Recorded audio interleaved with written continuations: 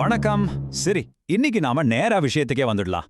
இரவு பகலா கண்ணு முழிச்சு படிச்சுட்டு எக்ஸாம் ஹாலுக்கு போன உடனே அப்படியே பிளாங்க் ஆகுற அந்த ஏமாற்றம் நம்மள பல பேருக்கு ரொம்பவே பரிச்சயமான ஒண்ணுதான் இல்லையா? இங்க உங்க உழைப்புல எந்த குறையும் இல்லைங்க. ஆனா நாம படிக்கிற முறையில ஒரு சின்ன பிழை இருக்கு.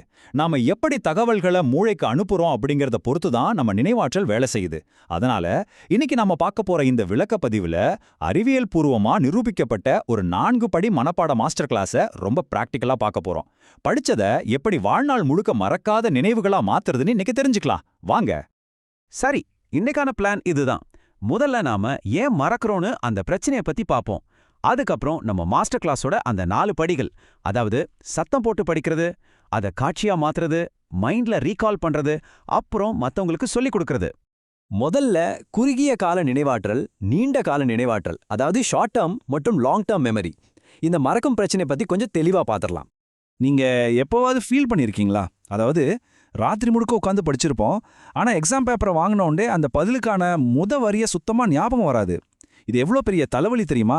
உண்மையாவே ரொம்ப எரிச்சலா இருக்கும். ஆனா இது உங்க அறிவோட குறைபாடு கிடையாதுங்க. தகவல்கள் உங்க மூளையில ஆழமா பதியாம ரொம்ப மேலோட்டமா போய் சேர்ந்திருக்கு அப்படிங்கறது இதோட அர்த்தம். சோ இதுல நாம புரிஞ்சுக்க வேண்டிய முக்கியமான விஷயம் என்னன்னா, நம்ம நினைவாற்றல் 2 விதமா வேலை செய்யுது. ஒன்னு ஷார்ட் டேர்ம் மெமரி, இன்னொன்னு லாங் டேர்ம் மெமரி. சும்மா அமைதியா மேலோட்டமா ஒரு விஷயத்தை படிக்கும்போது அது அந்த ஷார்ட் டேர்ம் மெமரியில மட்டும்தான் போய் சேவ் ஆகுது. அது ரொம்ப சீக்கிரமாவே அழிஞ்சும் போயிடும். அதனால தான் ஒரே படத்தை நீங்க திரும்ப திரும்ப படிக்க வேண்டியிருக்கு. ஆனா அதே விஷயத்த லாங் டேர்ம் மெமரியில ஏத்திட்டோம்னா ஒரே ஒரு தடவை சரியா படிச்சா போதும், அது லைஃப் லாங் அப்படியே தங்கிடும். அந்த லாங் டேர்ம் மெமரியை எப்படி ட்ரிகர் பண்றதுன்னு அடுத்தடுத்த ஸ்டெப்ஸ்ல பார்ப்போம். ஓகே, இப்போ நம்ம மாஸ்டர் கிளாஸோட படிக்கு வரலாம். சத்தம் போட்டு படிக்கிறது. இப்போ இங்க பாக்குற இந்த நம்பர் 60,000. இத பார்க்கும்போது உங்களுக்கு என்ன தோணுது? அறிவியல் படி ஒரு நாளைக்கு நம்ம மூளை ஏறக்குறைய 60,000 எண்ணங்களை உருவாக்குதாம். கொஞ்சம் யோசிச்சு பாருங்க. நீங்க அமைதியா மனசுக்குள்ள படிக்கும்போது இந்த தேவையில்லாத எண்ணங்கள் எல்லாம் உள்ள புகுந்து நீங்க படிக்கிற விஷயத்தை அப்படியே அழிச்சு உங்க கவனத்தையே சிதறடிச்சிடுது. ஸோ இதை தடுக்கணும்னா நாம நம்ம சென்சஸ், அதாவது புலன்களை முழுமையா ஈடுபடுத்தணும். வாய் விட்டு நல்லா சத்தம் போட்டு படிங்க. இது உங்க காதுகளையும் அந்த வேலையில ஈடுபடுத்தும். அதே மாதிரி நீங்க படிக்கிற வரிகள் மேல ஒரு விரலை வச்சு அப்படியே மூவ் பண்ணிக்கிட்டே படிங்க. இது உங்க பார்வையை அந்த இடத்துல லாக் பண்ணிடும். இப்படி பண்ணும்போது அந்த தேவையில்லாத எண்ணங்கள் உங்க மூளைக்குள்ள நுழையாம இது ஒரு பெரிய செவுரு மாதிரி தடுத்து நிறுத்திரும். அடுத்து படி 2, காட்சியா மாத்துறது, அதாவது விஷுவல் டிரான்ஸ்லேஷன். உங்களுக்கு நீங்களே ஒரு சின்ன டெஸ்ட் வச்சு பாருங்களேன். சம்பந்தமே இல்லாத ஒரு 6 வார்த்தைகளை 10 செகண்ட்ல உங்களால மனப்பாடம் பண்ண முடியுமா? இல்ல 6 படங்களை பார்த்துட்டு டக்குன்னு ஞாபகம் வச்சுக்க முடியுமா? ரொம்ப ஆப்வியஸான பதில் தாங்க. படங்களை தான் நம்ம மூளை உடனே கேட்ச் பண்ணிக்கும். நம்ம மூளையோட டிசைனே அப்படிதான். எழுத்துக்களை விட காட்சிகளை தான் அது ஈஸியா ஞாபகம் வச்சுக்கும். அதனால உங்க பாடப்புத்தகத்துல இருக்கிற அந்த போர் அடிக்கிற வரிகளை உங்க மைண்ட்ல ஒரு சினிமாவா ஓட விடுங்க. உதாரணத்துக்கு, ஒரு மேகம் எப்படி உருவாகுதுன்னு படிக்கிறீங்கன்னு வச்சுப்போம். ஜஸ்ட் கற்பனை பண்ணி பாருங்க. தரையில அப்படியே தண்ணி ஓடுற மாதிரி அது மேல பிரகாசமா சூரிய ஒளி பட்டு அந்த தண்ணி அப்படியே ஆவியாகி மேல போய் மேகமா மாறுறத உங்க கண்ணு முன்னாடி கொண்டு வாங்க. இப்படி ஒவ்வொரு விஷயத்தையும் கலர்ஃபுல்லா விஷுவலைஸ் பண்ணி படிக்கும்போது அது மைண்ட்ல என்னைக்கும் அழியாத ஒரு படமா பதிஞ்சிரும். இப்போ 3வது படி மைண்ட் ரீகால், அதாவது மனசுக்குள்ளேயே மீட்டெடுத்து பார்க்கறது. இது ரொம்ப முக்கியமான ஒரு ஸ்டெப். நீங்க 1 மணி நேரம் ரொம்ப தீவிரமா படிக்கிறீங்கன்னு வச்சுப்போம். படிச்சு முடிச்ச உடனே புத்தகத்தை மூடி வச்சுட்டு நேரா வெளியே போங்க. ஒரு 15 நிமிஷம் மொட்டை மாடியிலையோ இல்ல வெளியவோ அப்படியே நடங்க.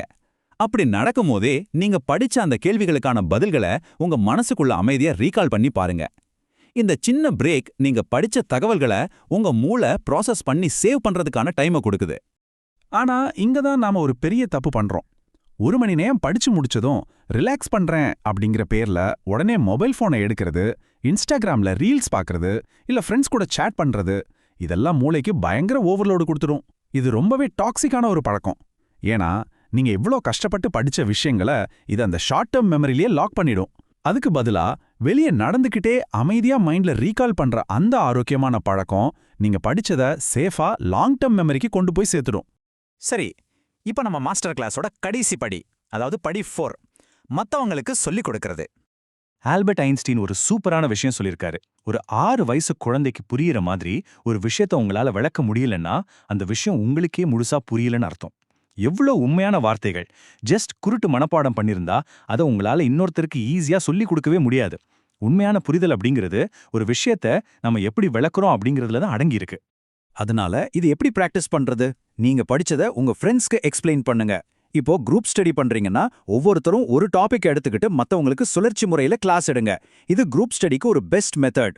ஒருவேளை நீங்க தனியா தான் படிக்கிறீங்க அப்படின்னா நோ ப்ராப்ளம். ஒரு டீச்சர் மாதிரி உங்களுக்கு நீங்களே சத்தமா சொல்லி கொடுத்து பாருங்க. இது உங்க நினைவாற்றலை இரும்பு மாதிரி ஸ்ட்ராங் ஆக்கிடும்.